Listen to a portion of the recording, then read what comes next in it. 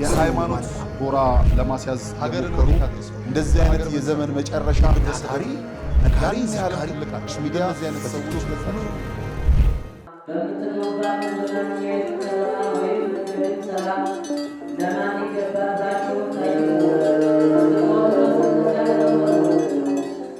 የመጨረሻውን የግብረ ሰላም ድግስ ወጪውን ለገዳማውያኑ አድርገው አባቶችን ያስቡ።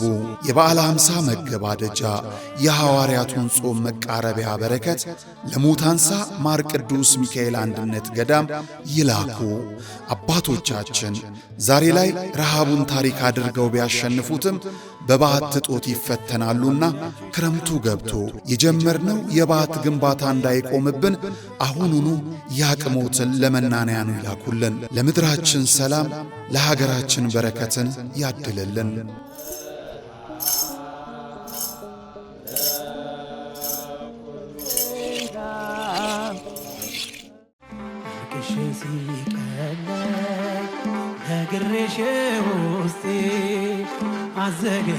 እግዚአብሔር አምላክ ለድንግል ማርያም በስምሽ የተማጸነውን በኪዳንሽ የተጠለለውንና መታሰቢያሽን ያደረገውን ሁሉ እምርልሻለሁ ብሎ የገባላትን ቃል ኪዳን አስታውሰን በአንጎለላ ጽራሪያም ሰሚነሽ ኪዳነ ምሕረት ገዳም ከደጇ እንሰባሰባለን። የግንቦት ኪዳነ ምሕረት ደግሞ ዘንድሮ ቀኑ በሰንበት ጊዜውም በበዓለ ሃምሳ ላይ ገጥሟል።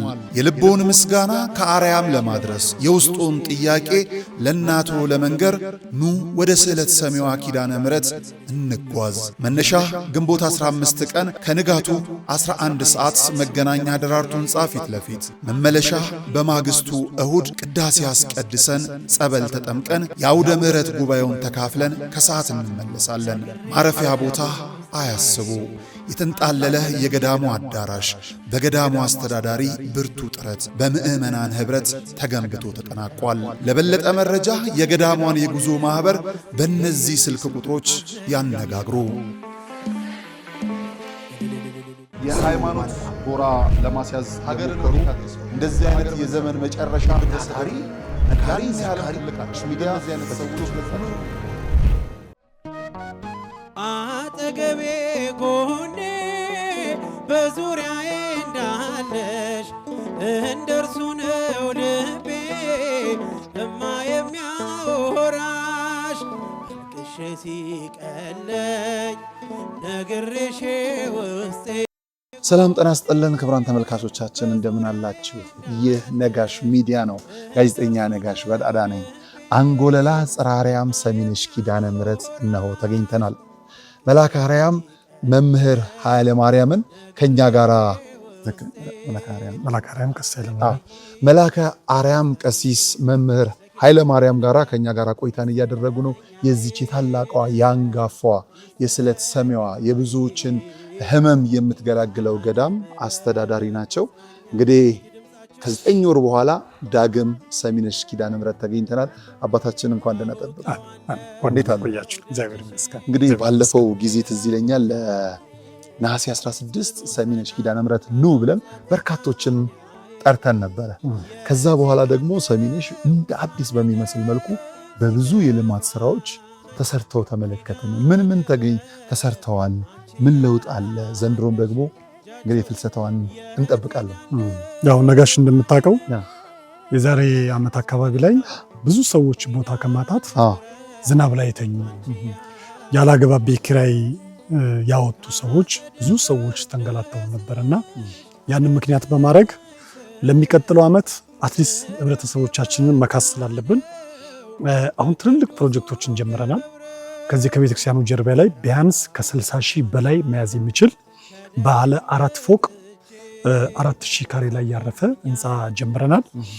እሱ ይጠናቀቃል። አሁን እስከ ሐምሌ 5 ድረስ በሙሉ ጨርሰን ብሎኬት ድርድረን ሁሉ ነገር አድርገን ህዝበ ክርስቲያኑን እንጠብቃለን።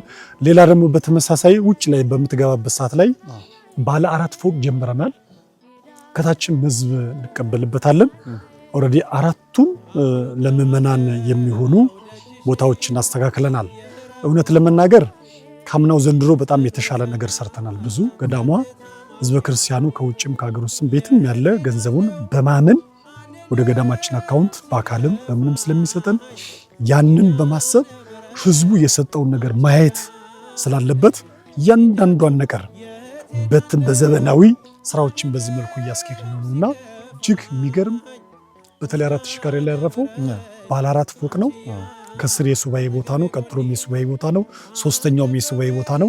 አራተኛውን ግን ከግቢው ጋር አገናኝተን ወደ ውጭ ቢያንስ ከ10 ሺህ ሰው በላይ ግቢ ውስጥ ማስቀደስ እንዲችሉ ይህን ፕሮጀክት እየሰራ ነውና እውነት ለመናገር እስከ ሐምሌ መግቢያ አካባቢ ድረስ በሙሉ ጨርሰን ለ16 ፍልሰታ ከአምና የተሻለ አምና ያለው እስከ 100 ሺህ ህዝብ እንቀበላለን ብለን ነበር ያሰብነው። ዘንድሮ ግን እስከ 200 ሺህ ሰው እንደመቀበል ገዳሙ ዝግጅቱን እየጨረሰ ነውና ይህን ይመስላል። በጣም የሚያስገርም ነገር ነው። የእግዚአብሔር ቤት የእናታችን ቤት አምሮ እንደማየት የሚያስደስተው ሰው ያለ አይመስለኝም። ከዚህ የተሻለ ምንም የሚያስደስት ነገር የለም። በእውነት እግዚአብሔር የተመሰገነ ይሁን። እንግዲህ በ9 ወር ነው የመጣሁት። ሌላ እንደ አዲስ ሌላ ገዳም ሄድን ነው የሚመስለው። የሚሰሩ የልማት ስራዎችም በጣም ብዙዎች ናቸው። ከዛው ጎን ለጎን ደግሞ የሰው ልጆች መዳን መቻል አለባቸው። ህንፃ ቤተክርስቲያኑ ወይም ደግሞ ግንባታው ብቻ አይደለምና ህንፃ ስላሴም በዛው ልክ መሰራት መቻል አለበት። ወደ ሰሚነሽ ኪዳነ ምሕረት ሲመጣ ምንድነው ሰው ይዞ የሚመለሰው? ጸበል ቤቱ ምን ይመስላል? እዚህ ያሉ ድህነቶች ምን ይመስላሉ? ለምስክርነት መብቃት ስላለባቸው በገዳማችን ላይ እንግዲህ ያው ምስክርነቶች የተለመዱ ናቸው። በተለይ ብዙውን ጊዜ ቅዳሜና እሑድ ወር በገባ በ16 ሰፊው መርሃ ግብር የሚይዝልን ምስክርነት ነው። ገዳማችን የዳኑ ሰዎች በጣም ወረፋ ነው። ብዙ ሰዎች ከካንሰር ብዙ ሰዎች ከማይጠበቀው በላይ ገዳማችን ላይ የዳኑ ይገኛሉ። ገዳሙ ውስጥ 12 አይነት ጸበሎች አሉ። የሥላሴ፣ የሰሚነሽ፣ የቅዱሳን በሌሎችም በሰማዕታትም ስም የተሰየመ 9 ወር በጋም ዓመቱ ሙሉ ጸበሉ አገልግሎት ይሰጣል። አለቀ የሚባል ነገር አይኖርም። ከዛ ውጪ ሰው ወደ ገዳሙ ሲመጣ ንስሐ ገብቶ መምጣት ንስሐውን ገብቶ መምጣት አለበት። አዳራሽ ምቹ ነው። የሴቶች ቦታ ማረፊያ ዘመናዊ ነው። የወንዶች ቦታ ለብቻ። በዛ ላይ ደግሞ ሕፃናት ያዙ ጸሎት የሚጸሉት ሰዎች እንዳይረበሽ እነሱ ለብቻ አዘጋጅተናል። እነዚህ ደግሞ በጣም በጽኑ ሕሙማን የተያዙ መንቀሳቀስ መሄድ የማይችሉ በተለያየ በርኩስ መንፈስ የተያዙ እየጮሁ ሰው የሚረብሹ ሰዎችን ደግሞ እስከሚታሰርና እስከሚድኑ ድረስ ለብቻ ለነሱም ለእያንዳንዱ ሰው እንደየባህሪው እንደያመጣጡ ቦታ አዘጋጅተን ገዳሙ በዚህ ልክ ነው እንግዲህ እያሰበች ያለችውና እውነት ለመናገር ከሀገር ውጭም በሀገር ውስጥም የትም ቦታ ላይ በተለይ ሚዲያ የሚመለከቱ ህዝበ ክርስቲያኖች ወደ ገዳማችን ቢመጡ 24 ሰዓት ክፍት ነው። ኪራይ የለ ምንም በሙሉ በነፃ ገዳማችን። ስለዚህ በዚህ መልኩ ነው እያስተናገድን ያለውና ሰሚነሽ ለመምጣት ያን ያክል የሚያስቸግር ነገርም የለም። አገሩም ሰላም ነው። መንገዱ ገዳሙ አረስ አስፋልት ተሰርቷል። በቂ መኪና ማቆም ያለን፣ ውሃ ቧንቧ በቂ ያለን፣ ሽንት ቤት ካምናው ደግሞ ዘንድሮ 100 ቀዳዳ ከዛ በላይ የሚሆን ከአንዲት ግለሰብ ላይ ቦታ ገዝተን እሱን ደግሞ እየሰራ ነውና ሁሉ የተመቻቸ ብቻ አስበው እንዲመጡ ብቻ ነውና ገዳሙ ጥሩ ለመዳን ፍላጎት ያስፈልጋል። ምንም ጥርጥር የለውም። እድናለሁ ብሎ አምኖ የሚመጣ ልብን በጣም ያስፈልጋል። ብዙ መከራዎችን ተቀብሎ ትራንስፖርት፣ ቤተሰብ፣ ሁሉን ነገር ጥሎ እዚህ ከተመጣ ከ2 ከ3 ቀን በኋላ ለሱባኤ የሚቆዩ ሰዎች መካከል በአካባቢው ደግሞ የምናያቸው ነገሮች አሉ። መጠጥ ቤት አለ። ገዳሟ እዚህ ላይ ምንድን ነው እሱ ያላት አቋም? እንግዲህ ታግለናል። በተለይ በበሩ አካባቢ ላይ እነኚህ መጠጥ ቤቶች፣ ኳስ ማየት፣ የተለያዩ ሰው ዓለም ላይ ጥሎ የመጣውን ነገር በር ላይ ያሉ አንዳንድ ነጋዴዎች አሉና እርግጥ ለመንግስትም በደብዳቤም ገልጸናል። ለነሱም በተለያየ መንገድም ነግረናል። ለምዕመናኑም በግልጽ አውደ ምሕረት ላይ እናስተምራለንና እንግዲህ መዳን የፈለገ ሰው የመጀመሪያው የሚመጣው ሰው የት ነው የመጣሁት፣ ምን ልሰራ ነው የመጣሁት፣ ምን ላደርግ ነው ብሎ መጀመሪያ ራሱን መጠየቅ መቻል አለበት። ለሱባኤ መጥቶ የሚጠጣ ከሆነ፣ ለሱባኤ መጥቶ ኳስ የሚያይ ከሆነ፣ ለሱባኤ መጥቶ ደግሞ ዓለማዊ ነገር የሚሰራ ከሆነ ያ የመጀመሪያ የሱ ነው። ከዛ ውጭ ግን ገዳሟ እንደ ገዳም ምን እያደረገች ነው? ከሚመለከታቸው የሕግ አካላት ጋር በደብዳቤም በአካልም በመጥራት ወርደን አሳይተናል። ክቡር ከንቲባው ቃል የገባልን ምንድነው? በአጭር ጊዜ እዚህ በር ላይ ያሉ ሰዎች ተነስተው ሌላ ቦታ ከገዳሙ ራቅ ብሎ ተብሎ ራሱን የቻለ አንድ ክልል ቦታ እንደሚሰጣቸው ቃል ገብቶልናል። ይህንን በአንድ ማንሳት ስላልተቻለ ነው እንጂ ገዳሟ ሁሌ የጮኸች ነው፣ ለምዕመናን እያስተማረች ነው። እና በዚህ መልኩ ነው ገዳሙ ዝም አላለም። ብዙ ሰዎች ሲሰክሩ እናያለን፣ ዓለማዊ ነገር ሰርተው ሲገቡ እናያለን። እና ገዳሟ ምንም ቢሆን ገዳሟ እንደው እንደ ገዳም ጥሩ ባይሆንም ግን እንደ ምዕመን በተለይ ወደ ገዳማችን ሱባኤ የሚመጡ ሰዎች ይህንን ተመልክተው ከዚህ ነገር ርቀው ዋሻ ቢዘጉ ዋሻ የሚዘጉበት ለብቻ አለ። ለሶስት ቀን ዋሻ መዝጋት፣ የሴቶች ለብቻ የወንዶች ለብቻ፣ አረሞ መያዝ የሚፈልጉ ካሉ ሁሉም እንዳመጣጡ የሚጠይቀው ንስሐ በመስጠት መጽሐፈ ቄደር በማዘጋጀት ቅዳሴ ላይ ስማቸውን በመጥራት የሚፈልጉትን ነገር ገዳሟ ታደርጋለች እና ለመዳን ቢመጣ ህዝቡ እንደው ለበረከት ቢመጣ ከሰሚነሽ ኪዳነ ምሕረት ምን አግኝቼ ነው የምመለሱ ብሎ አስቦ ቢመጣ ንስሐውን ገብቶ ቢመጣ ገዳሟ የሚጠይቋትን ሁሉ ለማቅረብ ዝግጁ ስለሆነች ያንን በቅርብ ቀን እግዚአብሔር ቢፈቅድ አንድ መፍትሄ እናደርጋለን ብለን እናስባለን። አዎ ቤተክርስቲያን እንግዲህ ያለንን አበርክታ የምትሰጥ ራሷም ደግሞ ክርስቶስ ያለ ዋጋ ነው እንዲሁ ራሱን ይሰጣል። በዚህ ገዳም ውስጥ ደግሞ ለልማት ሲባል ገበያ ላይ የሚውሉ ሌሎች ነገሮች እንዳሉ ሁሉ ለመዳን በሚደረገ ሂደት ላይ ደግሞ በተለያዩ ቦታዎችም እንመለከታቸዋለሁ። እንዲሁ በገንዘብ የሚገዛ መዳንስ በገንዘብ ይገዛል ወይ? እዚህ ደግሞ ከእምነቱ ከምኑ ጋር ተያይዞ ያለው ነገርስ ለሽያጭ ይቀርባል ወይ? ምን ይመስላል? ይሄንን እስቲ በደንብ እንግዲህ እኛ ጋር ብዙ ልማቶች አሉ፣ ብዙ ካህናት አሉ፣ ብዙ አባቶቻችን አሉ። በየ15 ቀኑ ማር እየተበጠበጠ በነፃ ነው የሚሰጠው።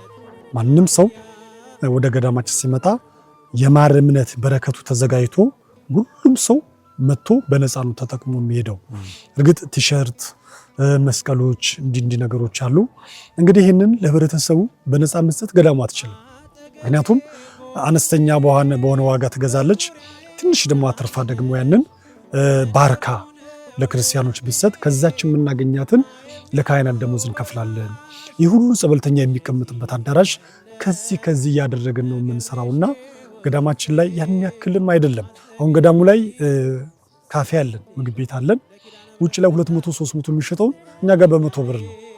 ምክንያቱም ጸበልተኞቻችን ከበሶ ከመማቸው ደግሞ ይበልጥ እችን ነገር ቢቀምሱ ተብሎ አባቶቻችን በጣም ጸሎት ተደርጎ ገብተው በኋቃው እየተባረከ ሁሉ ነገር እየተባረከ ቀለል ባለ ዋጋ ወይንም መጠነኛ በሆነ ዋጋ ጸበልተኞቻችን ጉልበታቸው ገዳሟን ያገለግላልና ገዳሙ በዚህ እንኳን ተደርጎ ትንሽ ነው ትርፍ የምናገኘውና በዚህ ነው ገዳሙ እያገለገለ ያለው። ወይ ቅዱሳት አለ ገዳሙ ላይ፣ ሸቀጣ አለ ገዳሙ ላይ፣ ምግብ ቤት አለ ገዳሙ ላይ፣ መስቀል፣ ቲሸርት እንዲህ ያሉ ነገሮች አሉና ገዳሙ በዚህ መልኩ እየሰራ ከዛ የምናገኛትን ሲመጣ በሞዴል 19 ገቢ ይሆናል፣ በሞዴል 22 ወጪ ይሆናል። ተሸጦ ደግሞ ገንዘቡ ሲመጣ ደግሞ በሞዴል 30 ዘመናዊ የሂሳብ አያያዝ ነው ገዳማችን ላይ የሚሰራውና እንግዲህ እንደዚህ ባናረግ ኖሮ እንደተባለው ወደ ገዳም የሚመጣ ገንዘብ ያላግባብ ቢባክን ኖሮ ገዳሙ ይህን ያክል እንቅስቃሴ አይኖረውም ነበር። አንድ ትልቅ ህንፃ 3000 ካሬ ላይ ያረፈ በ7 ወር፣ 4000 ካሬ ላይ ያረፈ በ2 ወር እንግዲህ የትም ቦታ የለምና በዚህ መልኩ ነው እያገለገልን እየሰራን የምንገኘው። አዎ የገዳሟ የመጨረሻ ህልም ወይም ፍላጎት ልጆቿን ለመንግስተ ሰማያት ማብቃት ነው። ምንም ጥርጥር የለውም። የማንኛውም ቤተክርስቲያን የገዳምም ተልእኮ ነው። ግን እንደ ሰውኛ ደግሞ ስንሆን ወደ ገዳሙ የሚመጡ ምዕመናኖችን ምቾትን ለመጠበቅ የልማት ስራዎችን ለመስራት የተለያዩ የልማት እንቅስቃሴዎች ይካሄዳል። የሰሚነሽ የልማት ፍላጎት ማብቂያው የቱ ላይ ነው? ምክንያቱም እጅግ ከማየው በላይ ነው። ብዙ ገዳማት እንሄዳለን፣ ብዙ አብያተ ክርስቲያናት እንሄዳለን። የምናያቸው የልማት ስራዎች በጣም የፈጠኑ ናቸው እዚህ ያሉና ምን ቢሰራ ነው ምናልባት የህንፃ ግንባታው የሚጠናቀቅ? እንግዲህ እኛ ጋር ነጋሽ እንደምታየው በጣም የህዝብ ፍሰት አለ። ልማቱ የሚቆም አይደለም። እግዚአብሔር በሚያውቀው እግዚአብሔር ሀገራችን ሰላም ያደርግልንና በተለይ የኔ ሀሳብ አሁን ወደ ልቅና ከመጣው ጀምሮ ብዙ ዓመታት አይደለም። የኔ ሀሳብ ከ2 ዓመትና ከ3 ዓመት በኋላ ገዳሟን ከልመና ለማላቀቅ መንግስት ቦታ ተረክበናል። ላም የምናረባበት ብሎኬት፣ ቴራዞ፣ እርሻ ደብረ ብርሃን ከተማ ላይ 8000 ካሬ ቦታ ገዝተናል ዘንድሮ። ያንን ላይ ገዳሟ በቋሚነት የምታገኘው ነገር እዛ እንሰራለንና ከ2 እና ከ3 ዓመት በኋላ ሰው በፍላጎቱ ይስጥ እንጂ ታቦት ወጥቶ በተለያየ አጋጣሚ ላይ ዣንጥላ ዘግዝቀን በፍጹም የማንልበት ያ ህልማችን ነው። ዘወትር ከአባቶች ጋር እንነጋገራለን። እንግዲህ ሰው ደስ ብሎት ተስሎ ሰሚነሽ ኪዳነ ምህረት ደርሳላቸው በፍቅር ከሰጡ እንቀበላለን። ከዛ ውጪ ግን እጃችሁን አውጡ ወደ ኪሳችሁ ከተቱ ጃንጥላ ዙሩ ምዕመናን አንልም እና ትልቁ ጥረታችን አሁን ከ3 ዓመትና ከ4 ዓመት በኋላ ልመና እናቆማለን ብለን ያሰብነውና አሁን በዚህ ነው ልማቱ እየለማ ያለው። ምንም አይነት ግን የሚገርመው ከውጭም ከሀገር ውስጥም ያለው ገንዘባቸውን አምነው በገዳሙ አካውንት ሲያስገቡልን ገዳሙ በጥንቃቄ አውጥቶ ገንዘቡ የምዕመናን ጉልበት ምንም አይነት ገንዘብ አናወጣ 5000 ጸበልተኛ 4000 ጸበልተኛ 3000 ጸበልተኛ ነው ጠዋት እስከ ማታ ገዳሙ ላይ ይህ ሁሉ ጉልበት የጸበልተኛ ስለሆነ በዚህ አጋጣሚ በሀገር ውስጥም በውጭም ማንኛውንም ለጸበልም መጥቶ ድንጋይ የተሸከመ አፈር የተሸከመ ሁሉ በዚህ አጋጣሚ በሰሚነሽ ኪዳነ ምህረት ስም እናመሰግናለን። እንግዲህ ልማታችን አይቆም ወደፊት ነው የምንሄደው። የሃይማኖት ጎራ ለማስያዝ ሀገርን እንደዚህ አይነት የዘመን መጨረሻ ታሪ ነካሪ ሲያልቅ ሚዲያ አይነት ሰዎች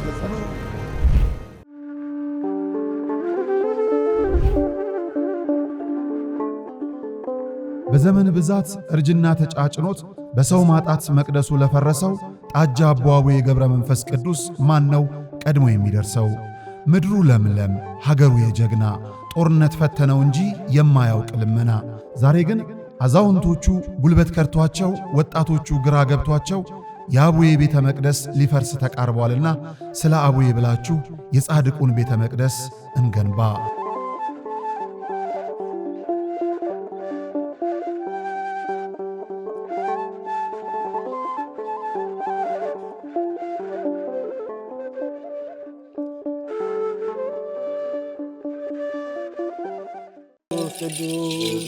በዚህም እግዚአብሔር አለ። አይገርምም? ሁሉ የሱ ስፍራ ነው። አሁን የምንገኘው በጅማ ሀገረ ስብከት ጎማ ወረዳ ሊሙ ደብረ ሰላም መድኃኔዓለም ነው። መምህር አድነው ያፈረሱት ቤተክርስቲያን ለአገልግሎት ቢመጡ አገልግሎቱን የሚመጥን አይደለም ህንጻ ቤተክርስቲያኑ። መድኃኔዓለም በዚህ አይከብርምና ለርሱ የሚገባውን ክብር ሰጥተን ቤተክርስቲያኑን እናንጽና ግድ የለም የነበረውን እናፍረሳሉ። ማንን በማመን መድኃኔዓለምን፣ ከዛስ የተዋህዶ ልጆችን በመተማመን በጣም ስቅቅ የሚያደርገን ቅድም እንደተባለኛ ደሳሳም ይሁን ምን በሞቀ ቤታችን እናድራለን። እናታችን አባታችን ውጭ በብርድ እያደሩ ነው። እነዚህም ቤተክርስቲያን ስቅቅ የሚያደርገን እንሰራለን ብለን አፈረስን።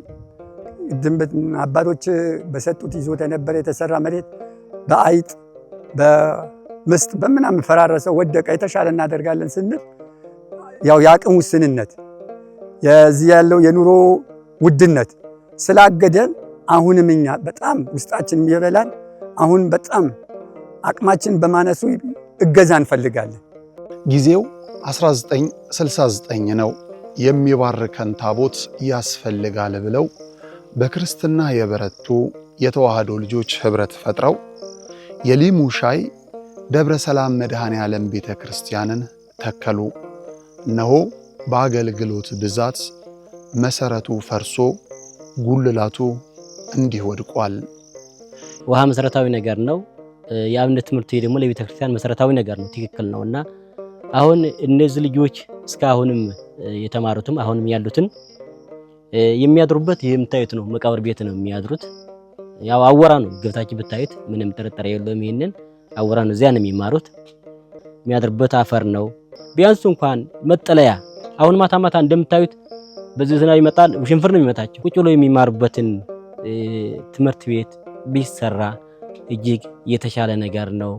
የተዋህዶ ልጆች በውጪም በውስጥም ያላችሁ ይህ ደብር ታላቅ የበረከት ስፍራ ነው። እመኑኝ፣ የሰራችሁት ይባረካል፣ የጠየቃችሁት ይመለሳል። የቦታው ተአምር በሰው ልጆች እጅ ሥራ አጥር የለውም። ባለቤቱ ግን በተፈጥሮ ጫካ ዙሪያውን አጥሮ ቤቱን ይጠብቃል። ቤቱ ደግሞ ፈርሶ የኛን በረከት ይጠባበቃል። የለመነው እንዲመለስ የጠፋብን እንዲገኝ ለመድኃኔዓለም እንስጥ። የሃይማኖት ጎራ ለማስያዝ ሀገርን እንደዚህ አይነት የዘመን መጨረሻ ታሪ ነካሪ ሲያልቅ ሚዲያ አይነት ሰዎች እኔ አንድ ነገር ላንሳ በጣም በሚያስገርም መልኩ እንግዲህ ሀገር በጀት የምታገኘው ከህዝቦቿ ነው፣ ከአበዳሪ ተቋም ከሁሉም። ቤተክርስቲያን ደግሞ አንድና አንድ ከሌላ ቦታ የምታገኘው በእርዳታም በሽልማትም የለም፣ ከአማኞቿ ነው። መልሳ ለአማኞቿ ነው የመስጠት ትልቁ ተልዕኮዋ። በጣም የሚገርመኝ አንድ ነገር ምንድነው፣ መንግስት በአመት በጀት ላይ ይሄን ያህል ለውጪ ለመድኃኒት አወጣው፣ ይሄን ያህል መድኃኒት ገዛው፣ ይሄን ያህል ታካሚ ፈወስኩ እያለ ያው ሪፖርት ያቀርባል። ቤተክርስቲያን ግን ያንን አታደርግም። ለመዳን ትወዳለህ ነው? አዎ ላለ ዳንና ሂድ ነው። ሪፖርት አታቀርብ ምን አትልም። በየአብያተ ክርስቲያናቱ በየገዳማቱ ስር ተጥለው ወድቀው አስታዋሽ ያጡ ህሙማን እልፎች ናቸው። ይሄንን ደግሞ ኃላፊነቷ ገዳም ወይም ቤተክርስቲያኗ ናት።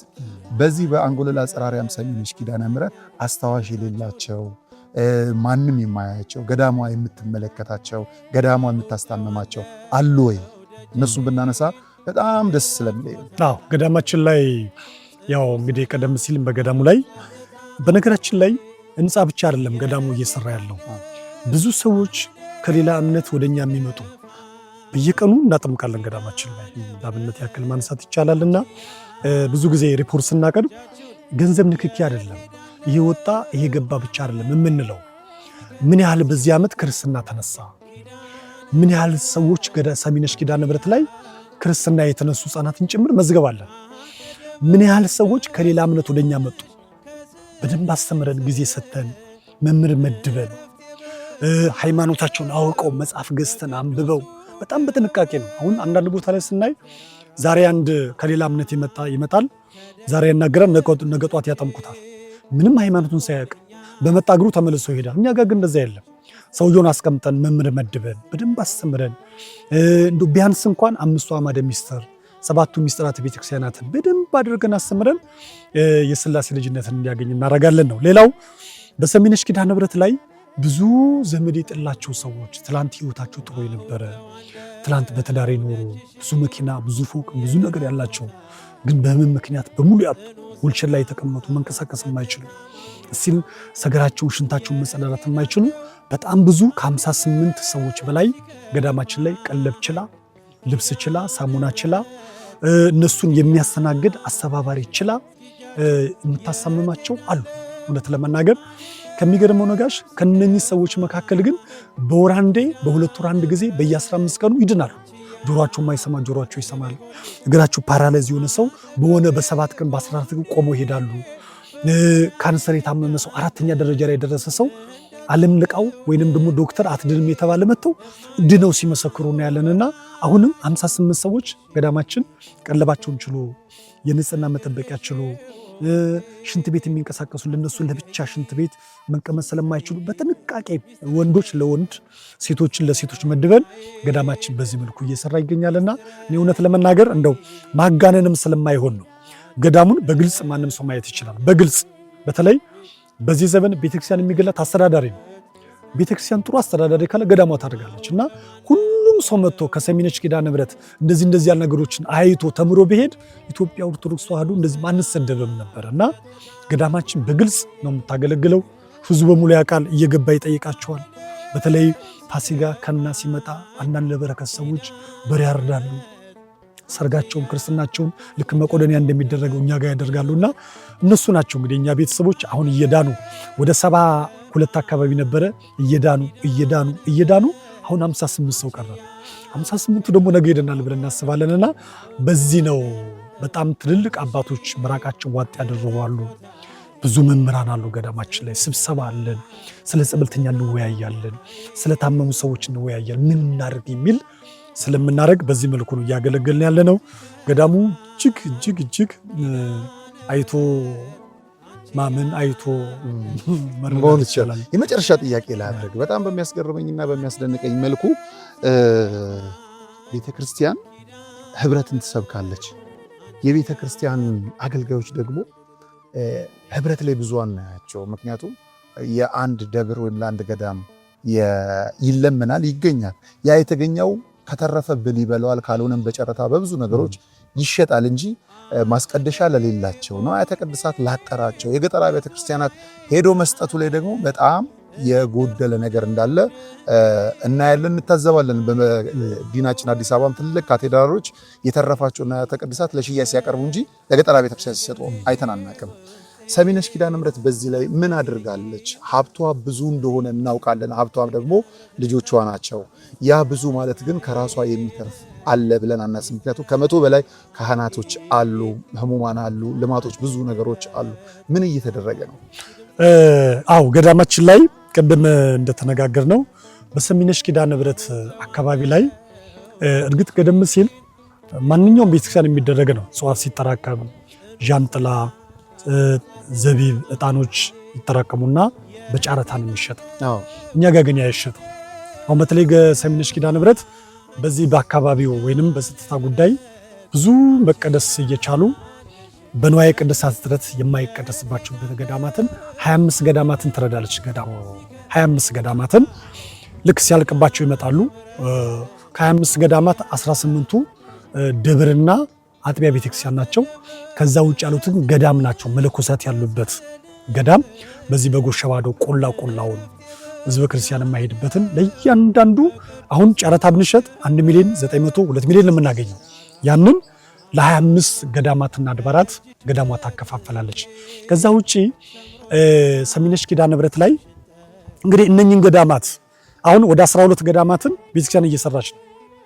እነኚህ የፈረሱ አሁን እነዚህ ጊዮርጊስ አለ ኦልሬዲ ፈርሷል። ልክ እንደዚህ ያሉ ነገሮችን ገዳሟ ለራሷ ብቻ አይደለም የምትጠቀመው።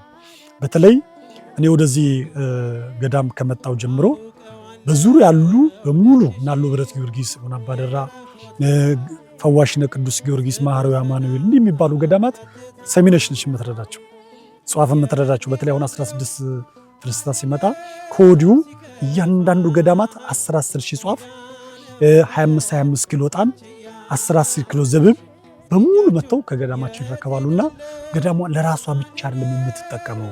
ልክ ነው። ይሄ ጥያቄ መልካም ነው። በተለይ ይሄ ሚዲያ ለሚሰሙ ካህናት፣ አስተዳዳሪዎች፣ ጠቅላይ ቤተ ክህነት፣ ሀገረ ስብከታችን እንደ ወደታቸው ወርዶ እንደዚህ በንዋየ ቅድሳት ችግር የተዘጉ ገዳማትን ቢመለከትልን ቢያይልን ቤተ መቅደስ ልመና አትወጣምና ዛሬም ነገም እግዚአብሔር ሀገራችን ላይ ምሕረት እስኪያመጣ ድረስ በዚህ ልክ ተቸግሮ የመጡ ገዳማትን ዛሬም አሁን ቅድም ከቢሮ ሳልወጣ 6 ገዳማትን ሸኝቻለሁ። ደብዳቤያችሁን ተቀብዬ በዚህ ቀን ባጃጅ ይዛችሁ ነው፣ በዚህ ቀን የዕቃ ጋሪ ይዛችሁን ብለን ሸኝተናቸዋልና በዚህ መልኩ ነው የምናገለግለው። ገዳሙ በጣም ነው የማመሰግነው። በ1487 ዓ.ም በአፄ ናዖድ ዘመነ መንግስት የተገነባቸው አንጎለላ ጽርሐ አርያም ሰሚነሽ ኪዳነ ምሕረት ብዙዎቹን ነገሮች ስለ ልማት ስራዎች ብናወራ በጣም ከባድ ነው ማሳየት የሚቻል ስለሆነ እግዚአብሔር ጊዜ ያደላችሁ ጤና የሰጣችሁ መታችሁ ተመልከቱ። ዘመን የከፋባችሁ ጊዜ የጨለመባችሁ በተለያዩ ህመሞች ደግሞ የተያዛችሁም ካላችሁ ያለምንም ወጪ ካርድ ሳታወጡ ያለ ጎንዮሽ ጉዳት ጸበሏን እምነቷን በጠጥታችሁ ተቀብታችሁ ብቻ መፈወስ የምትችሉበት የእናታችን ቤት ነው። ይህችኑ ገዳም በማስተዳደር ደግሞ አብሮን ያሉት መምህር ማለት ነው እንግዲህ ሰጡትን ማብራሪያ ስትሰሙ እንደነበረ አልጠራጠርም። ስለ እውነት ለመናገር የቆምንበት ቦታ እጅግ የምታስፈራ ናት። በበረከትም በሁሉም በስራው ማለት ነው። ብዙዎች ክርስቲያኖች የማይጠፉባት ከሳምንት እስከ ሳምንት አማኝ ከቧት ያሉባት ትልቅ የበረከት ቦታ ናት። በተለይም ደግሞ ቅዳሜና እሁድ ከመዲናችን አዲስ አበባ ከመገናኛ ደራርቱ ህንፃ ፊት ለፊት ላይ ከሌሊቱ 11 ሰዓት ጀምሮ እስከ 12 ሰዓት ድረስ ብትገኙ የገዳሟ የጉዞ ማህበራት ተሽከርካሪዎች አሉ፣ ወስደው ይመልሷችኋል ማለት ነው። ምንም አይነት እንግልት ሳይኖር በመዲናችን አዲስ አበባ መገናኛ ደራርቱ ህንፃ ፊት ለፊት ላይ ማለት ነው። የገዳሙ ስልክ ቁጥርም አካውንትም እንዲሁ እናገኝላቸዋል። ከዛ ባለፈ በእውነት እግዚአብሔር ይስጥልኝ ቢል ሊያጸድቅ የሚችል የእግዚአብሔር ታማሚ ፈውሱን የሚጠብቅ እዚህ አለ። ለዚህ ገዳም እንደው የአስራታችሁን በኩራታችሁን ብትልኩ ከዚሁ ወጥቶ ለዛ ታማሚ ደግሞ የሚደርስበት በረከት እጆች በብዛት የሚርመሰመሱበት ቦታ ነው። ሰላም እግዚአብሔር ከሁላችን ጋር ይሁን። አባታችን በእድሜ በጤና ይጠብቅልን። በነጋሽ ሚዲያ ዘውትር የሚተላለፉ የገዳሟ መልእክቶች አሉ። ዛሬም እንደ ትላንትና ሁሉ ለቤተክርስቲያናችንና ለምእመናችን የሚጠቅሙ ሐሳቦችን በሙሉ እያነሳን ከእናንተ ጋር ቆይታ እናደርጋለን። በቀጣይ የምንመጣበት ቅድም 25 ገዳማትን እንረዳለን እናግዛለን ያሉትን በደንብ የምንመጣበት ከምስክርነትም ጀምሮ አብረን በቪዲዮ ይዘን የምንመለስበት ይሆናል። እንግዲህ ሁሉም ነገር በሰሚነሽ ደህና ይሆናል። ደህና ነው። አሜን። እሺ እግዚአብሔር አሜን። አባባስ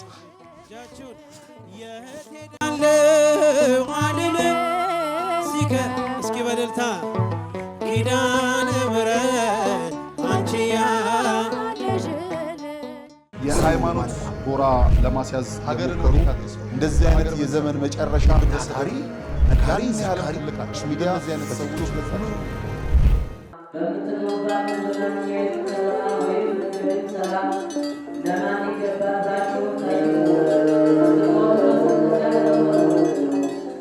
የመጨረሻውን የግብረ ሰላም ድግስ ወጪውን ለገዳማውያኑ አድርገው አባቶችን ያስቡ።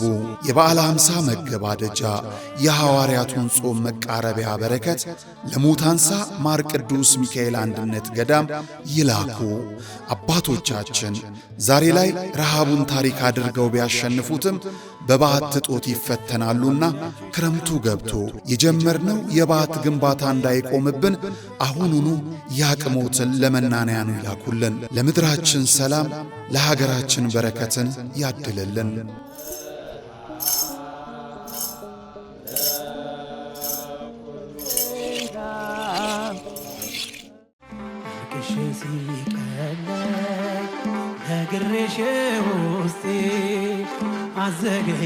እግዚአብሔር አምላክ ለድንግል ማርያም በስምሽ የተማጸነውን በኪዳንሽ የተጠለለውንና መታሰቢያሽን ያደረገውን ሁሉ እምርልሻለሁ ብሎ የገባላትን ቃል ኪዳን አስታውሰን በአንጎለላ ጽራርያም ሰሚነሽ ኪዳነ ምሕረት ገዳም ከደጇ እንሰባሰባለን። የግንቦት ኪዳነ ምሕረት ደግሞ ዘንድሮ ቀኑ በሰንበት ጊዜውም በበዓለ ሃምሳ ላይ ገጥሟል።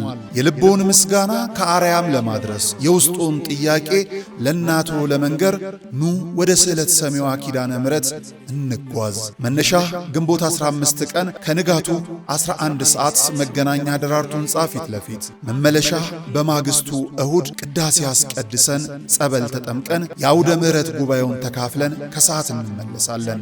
ማረፊያ ቦታ አያስቡ። የተንጣለለ የገዳሙ አዳራሽ በገዳሙ አስተዳዳሪ ብርቱ ጥረት በምዕመናን ኅብረት ተገንብቶ ተጠናቋል። ለበለጠ መረጃ የገዳሟን የጉዞ ማኅበር በእነዚህ ስልክ ቁጥሮች ያነጋግሩ።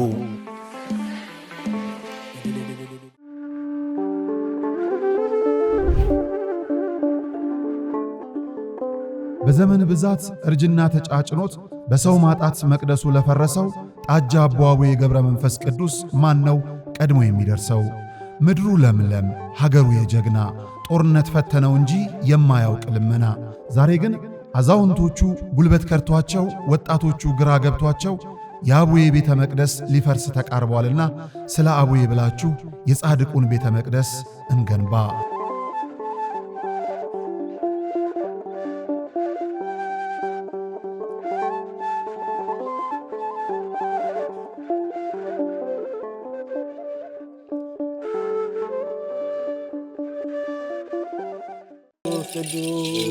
በዚህም እግዚአብሔር አለ። አይገርምም? ሁሉ የሱ ስፍራ ነው። አሁን የምንገኘው በጅማ ሀገረ ስብከት ጎማ ወረዳ ሊሙ ደብረ ሰላም መድኃኔዓለም ነው። መምህር አድነው ያፈረሱት ቤተ ክርስቲያን ለአገልግሎት ቢመጡ አገልግሎቱን የሚመጥን አይደለም ሕንፃ ቤተ ክርስቲያኑ። መድኃኔዓለም በዚህ አይከብርምና ለእርሱ የሚገባውን ክብር ሰጥተን ቤተ ክርስቲያኑን እናንጽና ግድ የለም የነበረውን እናፍረሳሉ። ማንን በማመን? መድኃኔዓለምን። ከዛስ የተዋህዶ ልጆችን በመተማመን። በጣም ስቅቅ የሚያደርገን ቅድም እንደተባለኛ ደሳሳም ይሁን ምን በሞቀ ቤታችን እናድራለን። እናታችን አባታችን ውጭ በብርድ እያደሩ ነው። እነዚህም ቤተክርስቲያን ስቅቅ የሚያደርገን እንሰራለን ብለን አፈረስን። አባቶች በሰጡት ይዞት የነበረ የተሰራ መሬት በአይጥ በምስጥ በምናምን ፈራረሰው ወደቀ። የተሻለ እናደርጋለን ስንል ያው የአቅም ውስንነት የዚህ ያለው የኑሮ ውድነት ስላገደን አሁንም እኛ በጣም ውስጣችን ይበላል። አሁን በጣም አቅማችን በማነሱ እገዛ እንፈልጋለን። ጊዜው 1969 ነው። የሚባርከን ታቦት ያስፈልጋል ብለው በክርስትና የበረቱ የተዋህዶ ልጆች ህብረት ፈጥረው የሊሙ ሻይ ደብረ ሰላም መድኃኔ ዓለም ቤተ ክርስቲያንን ተከሉ።